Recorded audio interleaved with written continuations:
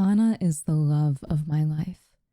The world freezes every time I kiss her, floating in time as if all the problems outside the radius of our intertwined bodies didn't exist. If there is paradise, I wouldn't think it could be better than the time I spent with her. Even if I am anxious or stressed, at the end of the day when I see her, everything is absorbed, and no problem can bring me down as long as she is by my side. Her presence is enough. My deepest dreams are fulfilled. As the universe seemingly circles in a way that dreams can never be achieved, it all changed that night. Anna disappeared after a day's work. Her car was found empty on the side of the road, with all of her belongings still there. No signs of struggle or robbery. I notified the police immediately, who searched the forest in the small town where we lived. In vain. After the police gave up, I tried to find her on my own, walking daily in the forest looking for any sign of what happened to her. My despair and sadness increased as my hope vanished. With all my efforts being futile, I gave up after a few months. My mental state crumbled. I got deeply depressed. During the day I worked. At night I drank alone at home. I no longer hung out with my friends. I just sat in the living room looking at the door, fantasizing that one day it would open and Anna would be there, with her warm and contagious smile. 2 years later, the police having long since ceased the search, the impossible happened.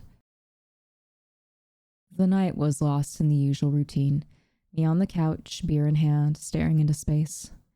Light knocks echoed through the house. Someone was at the door. I got startled. Everyone had already given up visiting me, tired of being ignored. After all, the attempts from my friends to cheer me up always worsened my mood, so after such failures, I isolated myself, always saying no to leaving my residence for something other than going to work. Due to all this, I imagined that I had dozed off and dreamed about the knocks. A few seconds later, the knocking repeated, so I went to the door, unlocking it. Like my happiest dreams, there she was, hair shorter than the day she disappeared, but otherwise exactly the same. Anna, the love of my life. "May I come in?" the delicate voice asked. I froze, unable to decipher the situation, flooded with a mixture of surprise, apprehension, and euphoria. "Marco, hey, are you really going to ignore me?" I came back to my senses and answered her. "Sorry, of course you can come in. The house is yours, too." She sat on the sofa, a discreet smile populating her face, alternating glances at me and the floor, as if she was embarrassed to stare for too long. I looked perplexed at the ghost in front of me, containing my hopes a little, even with the concrete figure of my dreams breathing the same air as me again.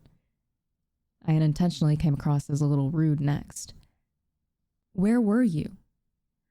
"Always straight to the point, huh?" "Can't complain. This is one of the things that made me fall in love with you." She paused for a few seconds and stared at the floor, in a gesture of concentration to remember what had happened. "Well, I was returning from work when I saw a person standing in the middle of the forest. I slowed the car down and rolled down the window. The man was screaming for help, looking desperate.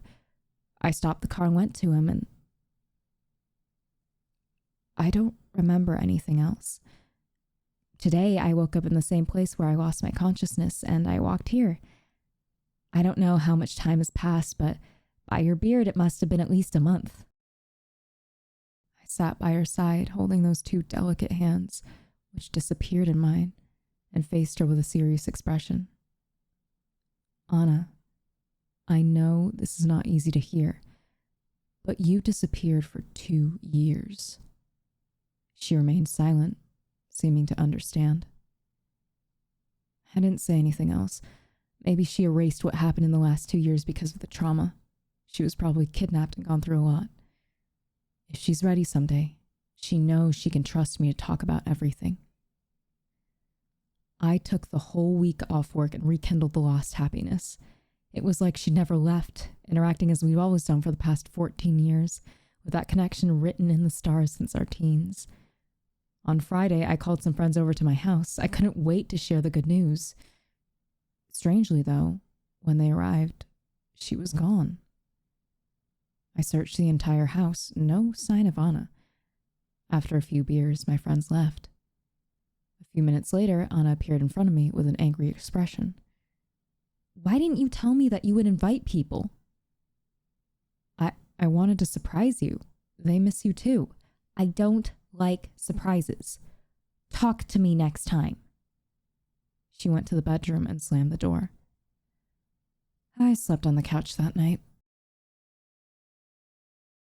In the following week, I went back to work. On the way home, with a new curiosity rooted in my brain, I started to observe the forest while driving. The answer to what had happened to Anna was in the middle of that green immensity. One day, looking to the trees as I drove slowly, I saw a man staring at the road. I pulled over and rolled down the car window. Hello? Are you lost? The man immediately turned away from me and ran into the middle of the forest. As soon as I got home, I described the animalist scenario to Anna. After all, there was no house near that inhospitable region, and there is nothing to do here. Honey, in the same place where you disappeared, I saw a person standing still. It could be the kidnapper or some accomplice of his. We should tell the police. No! She seemed bothered for the second time since she had returned. Don't go into the forest. The important thing is that I came back. There's no need to dig up the past. Promise me you'll never go in there. It's dangerous. But I couldn't argue. Anna left me talking to myself. Obviously, I found her speech strange. Could it be that she remembered something? I didn't confront her, but every time I saw her, I contained myself from asking what were the dangers in the forest that she wanted to warn me about. After the initial happiness of Anna's return, I noticed some unusual behaviors. She never left the house, nor interacted with anyone other than me, not even on social media. One day, as we were cooking dinner, she put her hand into the fire and only took it off after I pulled her arm. She then stared at the burnt skin, a motionless expression as if she didn't feel pain, but was amused by how she could see her own flesh. She snapped out of it after I broke the silence. Are you okay, honey? Oh, right. Ouch! This hurts really bad. Anna made a that hurts expression and then smiled, as if she was acting. I'll take you to the hospital. No, I'm fine. I just need some ice. To my surprise, she really was fine. There were no signs of burnt skin on the next morning. She healed insanely fast. Another strange factor is that I have the impression that she doesn't sleep. She just lies next to me and stays still. Before the disappearance, she always snored. Now, even after a few weeks, I've never heard her snore. On one of the nights when I woke up suddenly, she had her eyes open, staring at me. She closed her eyes immediately after, pretending she was asleep.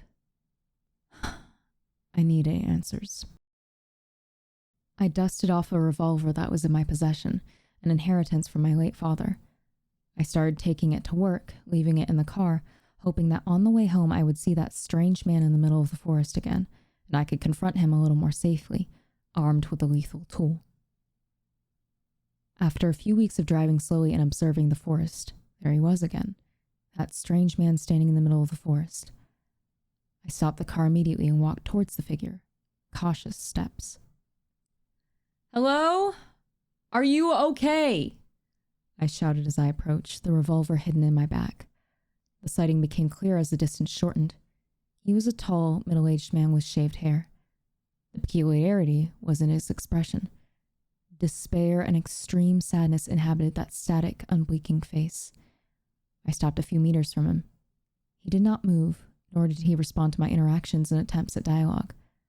I punched his arm and screamed at his ear. Not a muscle trembled. Suddenly he ran off into the trees. I went after him. It wasn't easy to chase him in the dense forest, but with my hunger for answers, I got up immediately whenever I tripped over logs and stones and ignored the tears in my skin caused by the tangles in the branches. After a long journey, the man crossed some dense bushes, seeming to go underground. I stopped for a moment, my lungs complaining from straining beyond their usual capacity. After recovering, I continued to follow him, crossing the dense bush and discovering a cave. The beginning was rough and torturous, as expected in such an environment. After walking a few dozen meters, I came across a dead end. The man I was following couldn't have just vanished into thin air, so I surveyed my surroundings, illuminating with my cell phone. Underneath a rock, there was a button. I pressed it, and an opening in the wall occurred, revealing a laboratory. The mostly white environment contained various research paraphernalia around it, and was incredibly spacious considering the location. On one of the tables, an image gave me chills. With his chest open, a deformed man lay there, his organs in containers on the table beside him. I flinched as I heard an angry voice echoing from behind one of the doors. I give up. This fucker runs aimlessly out of nowhere. As soon as I finish analyzing this one, I'll cut open that son of a bitch. There's no hope for him. I hid behind one of the counters when I noticed him approaching. It was a man in a lab coat, hair already white. I got up and pointed the gun at him. Who is that person at the table? He raised his hands in sign of complicity. I didn't murder anyone, if that's what you're thinking. This specimen was created in the laboratory. It died after a few days. There was malformation of the brain. I'm just studying the errors in its creation.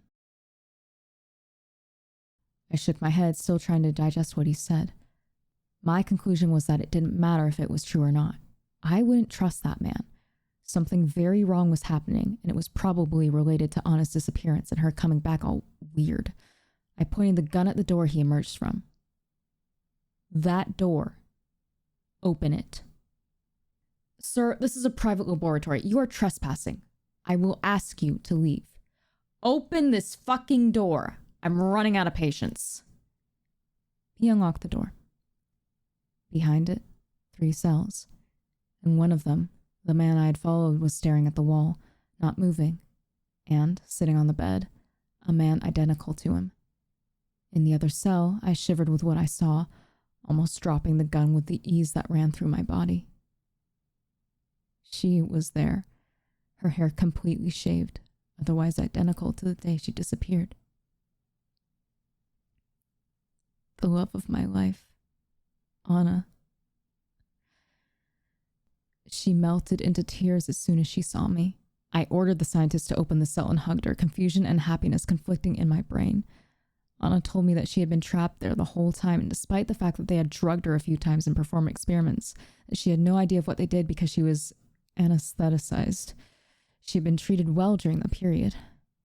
The scientist, upon seeing the scene, interacted with me. The clone. She's with you, isn't she? Clone? She is my masterpiece, the next human evolution. I created something better than divine creation. You need to give her back. We can pay you millions in compensation. I'm not giving anything back. She's not yours. She was born here. I raised her. Let me call my boss. You can take your wife, but return the specimen. You will get rich. No! What do you think the creature that is living with you will do when the original one returns? She will kill your Anna to try to steal her life, or maybe even kill you both. It is very dangerous to keep her with you. Bring her back. She was born in this laboratory and is alive for less than a year. It is an unstable and dangerous creation. I thought for a while. Besides all the strangeness, the woman at my house definitely had the same memories of my wife. She could remember things about the day we met or the day we got married. Upon observing my face, the scientist added, either you return with her with an agreement beneficial to both of us, or my boss gets her back by force. You choose. The woman in my house might not be the Anna I married, but she was still her. If I gave her back, she would serve as a guinea pig for the rest of her life. Not to mention that the bastard in front of me had kidnapped my wife. Rage dominated my whole body as I remembered the 2 years of me staring at the door and the thought about the dozens of scenarios of Anna being tortured and experimented on. I pulled the trigger. The bullet went through the scientist's forehead, creating a smear of blood and pieces of brain on the wall. I pointed the gun at the man sitting in the other cell along with the clone, who was still standing facing the wall, not moving a muscle. They kidnapped me too. Let me go, please. If I let you live, they'll know. They'll come after me. I'll hide. No one will know about me. I thought for a while. Even if the man hid, he could still be captured and tell them about me. I looked at Anna and made the decision based on her expression, as my rage disappeared staring at those brown eyes. I couldn't kill that innocent man. What was I thinking? So I released him, who asked me to lend him the gun. I declined, obviously. He walked into the lab, came back with a scalpel, and stabbed his clone, who didn't flinch or blink as he was struck, as if he didn't feel pain or emotions. I'm doing him a favor, believe me. This is mercy. I looked at Anna, apprehensive about what he had done, but she reaffirmed that the man was trustworthy. She must know. After all, they must have been each other's only company during those 2 years. Upon getting home, Anna's clone looked at my wife with terror on her face, probably thinking that I had made some kind of deal with the scientist. I tried to calm her, but the awkwardness was only lessened after a lot of conversation. I found out about how Anna's clone had escaped. The scientist took his creations outside, studying how they interacted in an outdoor environment. The clone I followed must have run away in one of those tests. The second, Anna, is living with us as if she was a sister of the family, despite the fact that I know that she has all the memories of Anna. And well, that time when I was alone with her, thinking that she was my wife. It was strange that both were being called Anna. Call me Diana. I think it's a nice inside joke. Plus, it's a name I like. This all happened last month. It's been hard to sleep. I'm afraid and anxious. I expect that at any moment, some billionaire's henchman or some government task force will show up at my house and kill everyone. So far, I guess I got lucky. No one came looking for her yet. I fear that maybe I doomed myself. I don't think I'll go to the police either. I think it would only make everything worse. Anger whoever was the owner of that lab. Now I understand why the scientist called the clone a masterpiece. She needs to sleep and eat a lot less than a normal human.